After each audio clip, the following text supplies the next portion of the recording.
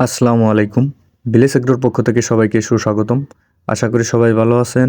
তো আমরাও আপনাদের দোয়ার বরকতে আলহামদুলিল্লাহ ভালো আছি। তো আজকে আমার হালির বয়স হয়েছে 20 দিন।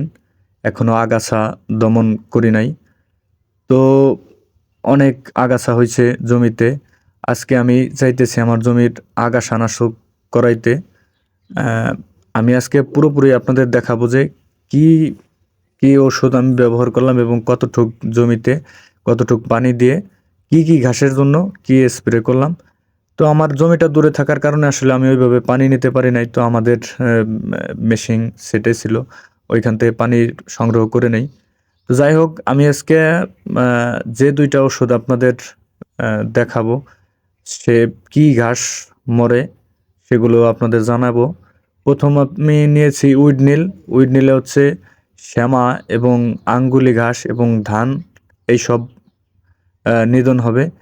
তো 18 লিটার পানিতে আপনি 3 মুটকি দিয়ে নিতে পারেন এবং 1 গ্রাম ওষুধ তৈরি করে আপনি 5 কাঠা জমিতে স্প্রে করে নিলে সবচেয়ে ভালো হবে। এবং সুপার কেয়ার নিয়েছি, এটা হচ্ছে শাক জাতীয়, যেমন চুপই শাক, তারপর হচ্ছে ঝাপি টাপি, আমরা অনেক সময় বলে থাকি কপাল ফুটানি, তারপরে আপনার ডাইলনা হচ্ছে তেঁতুলের পাতার মতো ছোট থাকতে ওরা আসলে বীজ ধরে, ওই সব মরতে পারে।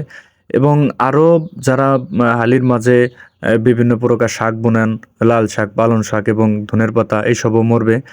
তো এই ওষুধটা আসলে যেহেতু আগাছা দমন, সেহেতু বিকাল টাইমে না দিয়ে আমরা দুপুর টাইমে দিলে ফলাফল ভালো পাওয়া যাবে।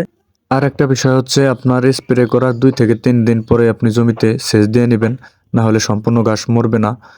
আর সেচ দেওয়ার পূর্বে একটা কাজ করতে হবে, যেহেতু আপনার জমির হালি কিছু হবে না, অবশ্য ঘাস মরে যাবে, সে সেহেতু একটু হালিতে প্রেসার পাবে বা একটু ধকল, আমরা বলে থাকি ধকল পাইতে পারে। সেজন্য আপনি ভালো মানের ভিটামিন ওষুধগুলো পাওয়া যায়, এইসব দিয়ে নেবেন। তারপরে সেচ দিয়ে নেবেন, অবশ্যই হালিতে আর কোনো সমস্যা হবে না, ঘাসও নিধন হবে। তো তবে হালিতে কোনো সমস্যা হবে না। এবং সঠিক সময় আপনাকে কুয়াশা দমনের কিছু স্প্রে পাওয়া যায়, অবশ্যই সব দিয়ে নেবেন। আগামী ভিডিওতে আপনাদের আমি দেখাবো যে আমার জমিতে আমি কি ভিটামিন ওষুধগুলো স্প্রে করি। এবং কারো যদি কোনো কিছু জানার থাকে, অবশ্যই আমাদের কমেন্টের মাধ্যমে জানিয়ে দিবেন, যতটুকু পারি আপনাদের সাহায্য করার চেষ্টা করবো ইনশাল্লাহ। তো সুস্থ থাকবেন, ভালো থাকবেন, খুদা হাফেজ।